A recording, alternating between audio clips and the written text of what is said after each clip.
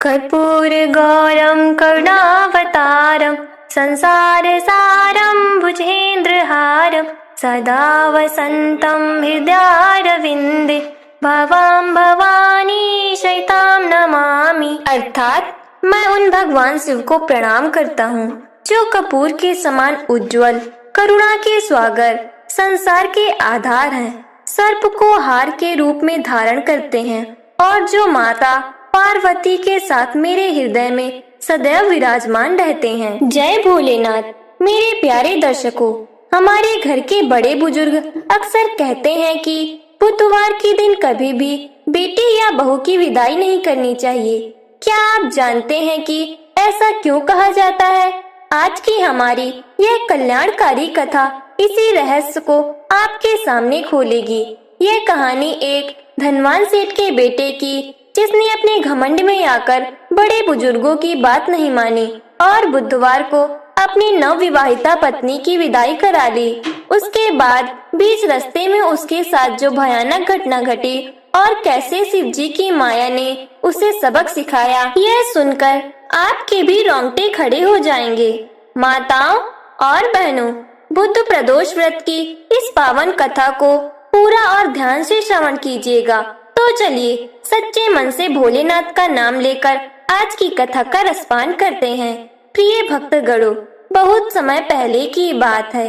एक नगर में एक बहुत ही धनवान सेठ जी रहा करते थे। उनके पास धन दौलत की कोई कमी नहीं थी। सेठ जी का एक लौता बेटा था जिन्हें उन्होंने बहुत लाड प्यार से पाला था। कुछ ही समय पहले सेठ जी के बेटे की बहुत ही धूमधाम से शादी हुई थी। घर में नई बहू के आने से खुशियों का माहौल था। हमारी पुरानी परंपराओं के अनुसार शादी के कुछ दिनों बाद नवविवाहिता पत्नी अपने मायके चली गई। सेठ का बेटा अपनी पत्नी से बहुत प्रेम करता था। पत्नी के मायके जाने के बाद उसे घर में बिल्कुल भी अच्छा नहीं लग रहा था। कुछ दिन ऐसे ही बीत गए। आखिर एक दिन सेठ के बेटे से रहा नहीं गया। उसने अपने माता पिता से कहा कि वह अपनी पत्नी को वापस लेने के लिए उसके मायके जा रहा है। सेठ का बेटा बहुत सारा सामान और मिठाइयाँ लेकर अपने ससुराल पहुंच गया। दामाद को दरवाजे पर देखकर ससुराल वालों की खुशी का कोई ठिकाना नहीं रहा। सास ससुर ने बहुत ही आदर और सम्मान के साथ अपने दामाद का स्वागत किया। घर में 56 भोग बनाए गए। सेठ के बेटे ने बहुत ही खुशी खुशी वह रात अपने ससुराल में बिताई। अगले दिन सुबह हुई। वह बुधवार का दिन था। सुबह सुबह सेठ का बेटा नहा धोकर तैयार हो गया। उसने अपने सास ससुर के पास जाकर कहा, मुझे व्यापार के काम से आज ही वापस अपने नगर लौटना है। आप लोग मेरी पत्नी की विदाई की तैयारी कीजिए। यह बात सुनते ही सास के हाथों से काम छूट गया और वह घबरा कर बोली, अरे बेटा, ये तुम क्या कह रहे हो? आज तो बुधवार का दिन है। हमारे शास्त्रों और बड़े बुजुर्गों के अनुसार बुधवार के दिन किसी भी बेटी की विदाई करना शुभ नहीं माना जाता। तुम आज रुक जाओ, कल गुरुवार की सुबह खुशी खुशी अपनी पत्नी को ले जाना। ससुर जी ने भी हाथ जोड़कर दामाद को समझाया, हाँ बेटा, तुम्हारी सास बिल्कुल सही कह रही है। आज का दिन यात्रा के लिए ठीक नहीं है। हम कल सुबह बहुत अच्छे से अपनी बेटी को विदा करेंगे। लेकिन माताओं और बहनों, सेठ का बेटा तो जवानी और धन के घमंड में अंधा था। वह किसी की बात सुनने को तैयार ही नहीं था। उसने थोड़ा चिढ़ते हुए कहा, मैं इन पुराने रीति रिवाजों और अंधविश्वासों को नहीं मानता। शुभ अशुभ कुछ नहीं होता। मेरा व्यापार वहाँ मेरा इंतजार कर रहा है और मैं कल तक यहाँ नहीं रुक सकता। मुझे आज ही निकलना है। सास बेचारी रोने लगी। उसने अपने दामाद के पैर तक पकड़ लिए और सिसकते हुए बोली, बेटा, ऐसा हट मत करो। बड़े बुजुर्गों की बात मान लो। भगवान के लिए आज का दिन टाल दो। लेकिन वह घमंडी बेटा नहीं माना। उसने अपनी पत्नी से कहा कि वह तुरंत अपना सामान बांध ले। पत्नी बहुत ही संस्कारी थी। वह अपने मायके वालों को रोता हुआ देखकर खुद भी रोने लगी, लेकिन वह अपने पति की आज्ञा भी नहीं टाल सकती थी। मेरे प्यारे दर्शकों, कथा में आगे बढ़ने से पहले मेरा आपसे एक बहुत ही प्यारा सा आग्रह है। अगर आपको हमारी हिंदू मान्यताओं और भगवान शिव की यह कथा सुनने में आनंद आ रहा है तो कृपया अपना प्यार दिखाते हुए इस वीडियो को एक लाइक जरूर कर दें और हाँ, हमारे चैनल को सब्सक्राइब कर लें ताकि आपको ऐसे ही पावन और कल्याणकारी कथाएं हमेशा मिलती रहें। जब सेठ का बेटा किसी भी तरह नहीं माना तो बेबस होकर सास ससुर को रोते हुए अपनी बेटी की विदाई करनी पड़ी। बुधवार के दिन अशुभ मुहूर्त में सेठ का बेटा अपनी नवविवाहिता पत्नी को बैलगाड़ी में बिठाकर अपनी नगर की ओर चल पड़ा। रास्ता बहुत लंबा था। धीरे धीरे दोपहर हो गई। सूरज आग उगल रहा था। भयंकर गर्मी के कारण दोनों पति पत्नी पसीने से तरबतर हो गए थे। तभी वे लोग नगर के बाहर एक बहुत ही घने जंगल से होकर गुजरे। गर्मी और सफर की थकान के कारण सेठ की बहू का गला सूखने लगा। उसने अपने पति से कहा, स्वामी, मुझे बहुत जोर से प्यास लगी है, मेरा गला सूख रहा है, क्या कहीं आसपास पानी मिल जाएगा? सेठ के बेटे ने बैलगाड़ी एक बड़े से और घने पेड़ की छांव के नीचे रोक दी। उसने पत्नी को वहीं पेड़ के नीचे आराम करने को कहा। उसने गाड़ी में से अपना पानी का लोटा निकाला और बोला, तुम यहीं छांव में बैठकर मेरा इंतजार करो, मैं अभी पास ही कहीं से तुम्हारे लिए ठंडा पानी ढूंढ कर लाता हूँ। पत्नी पेड़ के नीचे बैठ गई और सेठ का बेटा पानी की तलाश में घने जंगल की ओर चला गया। कुछ ही देर बाद सेठ का बेटा पानी का लोटा भरकर वापस उसी पेड़ की तरफ लौट रहा था, लेकिन जैसे ही वह पेड़ के पास पहुंचने वाला था, उसने दूर से जो दृश्य देखा उसे देखकर उसके पैरों तले जमीन खिसक गई। उसके हाथों से वह पानी का लोटा छूटते छूटते बचा। उसने देखा कि पेड़ की छांव में उसकी नवविवाहिता पत्नी अकेली नहीं बैठी थी। उसके पास एक पराया पुरुष बैठा हुआ था और सिर्फ बैठा ही नहीं था बल्कि वह पराया पुरुष मेरी पत्नी को अपने लोटे से पानी पिला रहा था और उसकी पत्नी उस अजनबी के साथ हंस हंस कर बातें कर रही थी। यह दृश्य देखते ही सेठ के बेटे का खून खौल उठा। माताओं और बहनों, कोई भी पति अपनी नई नवेली पत्नी को किसी गैर मर्द के साथ इस तरह हंसते बोलते कैसे देख सकता है? सेठ के बेटे की आंखों में खून उतर आया। उसका पूरा शरीर गुस्से से कांपने लगा। वह पानी का लोटा वहीं जमीन पर फेंककर मुट्ठियां भींचते हुए तेजी से उस पेड़ की तरफ दौड़ा।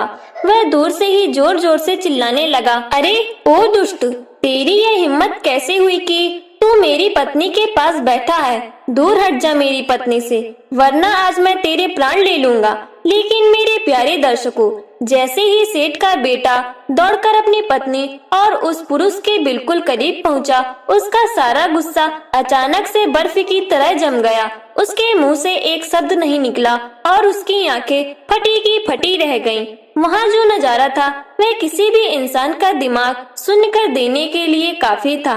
सेठ के बेटे ने देखा कि जो पुरुष उसकी पत्नी के पास बैठा था वह कोई और नहीं बल्कि बिल्कुल उसी की शक्ल का आदमी था। उस पराये पुरुष का चेहरा, उसकी आंखें, उसका शरीर, यहाँ तक कि उसके कपड़े भी बिल्कुल सेठ के बेटे जैसे ही लग रहे थे। ऐसा लग रहा था जैसे सेठ का बेटा किसी आईने के सामने खड़ा हो। सेठ का बेटा हक्का बक्का रह गया। उसने हकलाते हुए पूछा, तुम कौन हो और बिल्कुल मेरी तरह कैसे दिख रहे हो? मेरी पत्नी के पास से उठो। तभी उस दूसरे पुरुष ने बिल्कुल सेठ के बेटे जैसी कड़क आवाज में कहा, तुम कौन हो मूर्ख? मैं तो इस नगर के सेठ का बेटा हूँ। यह मेरी पत्नी है। मैं अभी अभी इसे इसके मायके से विदा करा कर ला रहा हूँ। बीच रास्ते में इसे प्यास लगी तो मैं इसे पानी पिला रहा था। तुम कौन हो जो मेरा रूप बनाकर मेरी पत्नी पर हक जता रहे हो? यह सुनकर असली पति का दिमाग चकरा गया। उसने अपनी पत्नी की तरफ देखा और कहा, भाग्यवान, तुम इसे जानती नहीं हो। यह कोई बहरूपिया है जो मेरा रूप धारण करके तुम्हें धोखा दे रहा है। मैं हूँ तुम्हारा असली पति जो तुम्हारे लिए पानी लेने गया था। प्रिय भक्तगणों, बेचारी नवविवाहिता पत्नी तो बुरी तरह घबरा गई। उसने जब दोनों को एक साथ देखा तो उसके तो होश ही उड़ गए। दोनों की शक्ल एक जैसी, दोनों के कपड़े एक जैसे, दोनों की आवाज एक जैसी। वह बेचारी सिसक सिसक कर रोने लगी। उसे समझ ही नहीं आ रहा था कि जो पानी लेने गया था वह असली पति है या जो अभी उसे पानी पिला रहा था वह असली पति है। वह डर के मारे पेड़ से चिपक कर कांपने लगी। असली पति ने गुस्से में आकर उस बहरूपिये का कॉलर पकड़ लिया। तूने मेरी पत्नी को कैसे छुआ? मैं तुझे आज जिंदा नहीं छोड़ूंगा। बहरूपिये ने भी असली पति को धक्का दिया और बोला, तू मुझे क्या मारेगा? मैं तेरा ही नाश कर दूंगा। यह मेरी पत्नी है। दोनों के बीच भयंकर हाथापाई शुरू हो गई। दोनों एक दूसरे को मारने पीटने लगे। रास्ते से गुजरने वाले लोग यह तमाशा देखकर वहीं रुक गए। देखते ही देखते वहां बहुत बड़ी भीड़ इकट्ठी हो गई। हर कोई हैरान था कि आखिर माजरा क्या है। दो बिल्कुल एक जैसे दिखने वाले इंसान एक ही औरत के लिए आपस में खून खराबा कर रहे थे। मेरे प्यारे दर्शकों, कथा में आगे बढ़ने से पहले मेरा आपसे एक बहुत ही विनम्र आग्रह है। अगर आपको शिव जी की यह रहस्यमयी और शिक्षाप्रद कथा सुनकर आनंद आ रहा है तो कृपया अपना प्रेम दिखाते हुए इस वीडियो को एक लाइक जरूर कर दें। आपका एक लाइक हमें ऐसी ही सनातन धर्म की पावन कथाएं आप तक पहुंचाने की शक्ति देता है। और हाँ, हमारे चैनल को सब्सक्राइब करके घंटी का बटन जरूर दबा दें। जब उन दोनों का झगड़ा बहुत बढ़ गया और भीड़ से भी कुछ संभल नहीं रहा था, तभी नगर के कुछ सिपाही गश्त लगाते हुए वहां से गुजरे। सिपाही ने भीड़ को हटाया और दोनों को पकड़कर अलग किया। सिपाहियों के सेनापति ने कड़कती आवाज में पूछा, क्या तमाशा लगा रखा है तुम दोनों ने बीच रास्ते में? कौन हो तुम लोग और इस तरह जानवरों की तरह क्यों लड़ रहे हो? असली पति ने रोते हुए हाथ जोड़कर कहा, सिपाही जी, मैं इस नगर के सेठ का इकलौता बेटा हूँ। यह मेरी पत्नी है। मैं इसके लिए पानी लेने गया था और जब लौटा तो देखा कि इस दुष्ट बहरूपिये ने मेरा रूप बना लिया और मेरी पत्नी को बहला फुसला रहा है। कृपया करके मेरी मदद कीजिए। तभी वह बहरूपिया भी रोने का नाटक करते हुए बोला, नहीं सिपाही जी, यह झूठ बोल रहा है। मैं असली पति हूँ। यह कोई जादूगर या पिशाच है जो मेरा रूप बनाकर मेरा घर उजाड़ना चाहता है। आप इसे गिरफ्तार कर लीजिए। सेनापति का भी सर चकरा गया। उसने दोनों को सिर से पैर तक देखा। दोनों में रत्ती भर भी कोई अंतर नहीं था। सेनापति ने सोचा कि इसका फैसला तो सिर्फ पत्नी ही कर सकती है कि उसका असली पति कौन है। सेनापति उस घबराई और रोती हुई सेठ की बहू के पास गया। उसने बहुत ही नरमी से पूछा, बेटी, तुम डरो मत। तुम सच सच बताओ कि इन दोनों में से तुम्हारा असली पति कौन है। हम इसी समय इस दूसरे बहरूपिये को जेल में डाल देंगे।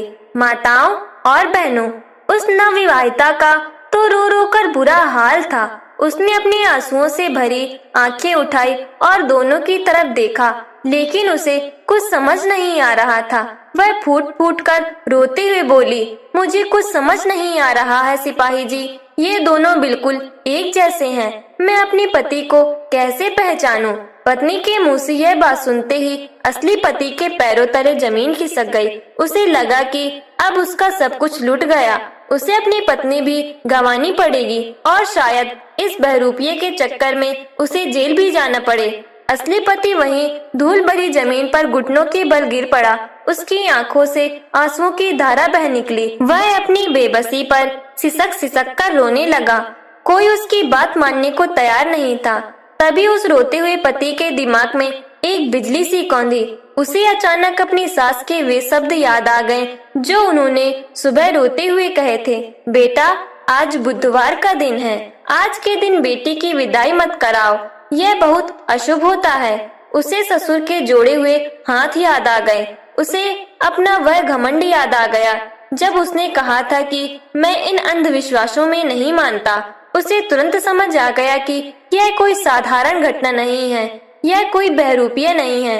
यह तो साक्षात भगवान भोलेनाथ की माया है। यह उसके घमंड की सजा है जो उसे बड़े बुजुर्गों का अपमान करने और बुधवार के दिन विदाई कराने के कारण मिल रही है। असली पति को अपनी गलती का गहरा एहसास हो गया। उसने समझ लिया कि अपने अहंकार में आकर उसने बहुत बड़ा पाप किया है। वह वहीं जमीन पर बैठा बैठा दोनों हाथ जोड़कर और आंखें बंद करके फूट फूट कर रोने लगा। उसने सच्चे मन से भगवान शिव को याद किया और आंसुओं से भीगे हुए स्वर में प्रार्थना करने लगा, हे भोलेनाथ, हे देवों के देव महादेव, मुझसे बहुत बड़ी भूल हो गई। मैंने धन और जवानी के घमंड में अंधा होकर अपने सास ससुर का अपमान किया, उनकी बात नहीं मानी और बुधवार के अशुभ दिन अपनी पत्नी की विदाई करा ली। हे प्रभु, यह सब आप ही की माया है। यह मुझे अब समझ आ गया है। मेरे अहंकार ने मेरी बुद्धि भ्रष्ट कर दी थी। मुझे क्षमा कर दीजिए महादेव। मैं आपके चरणों में गिरकर माफी मांगता हूँ। सेठ का बेटा सिसकते हुए आगे बोला, हे शिव शंभु, अगर आज आपने मेरी लाज नहीं बचाई तो मैं अपनी पत्नी को हमेशा के लिए खो दूंगा और जीते जी मर जाऊंगा। मैं आज आपके सामने यह संकल्प लेता हूँ कि मैं जीवन में कभी भी बड़े बुजुर्गों की बात नहीं टालूंगा और हर बुधवार को पूरे नियम और सच्चे मन से बुद्ध प्रदोष का व्रत रखूंगा। बस इस बार मेरे अपराध क्षमा कर दीजिए भगवान। मेरे प्यारे दर्शकों, जैसे ही उस पति के सच्चे आंसुओं की धारा जमीन पर गिरी और उसने भगवान शिव के सामने यह अटल संकल्प लिया, वहाँ एक ऐसा चमत्कार हुआ जिसने सबकी आंखें खोल दी। अचानक एक बहुत ही तेज सफेद रोशनी चमकी। वह रोशनी इतनी तेज थी कि सिपाही, भीड़ और उस नवविवाहिता पत्नी को अपनी आंखें बंद करनी पड़ी। और जब कुछ पलों बाद वह रोशनी कम हुई और सबने अपनी आंखें खोली तो वहाँ का नजारा बदल चुका था। वहाँ जो दूसरा बहरूपिया पुरुष खड़ा था, जो बिल्कुल सेठ के बेटे जैसा दिखता था, वह अचानक हवा में गायब हो चुका था।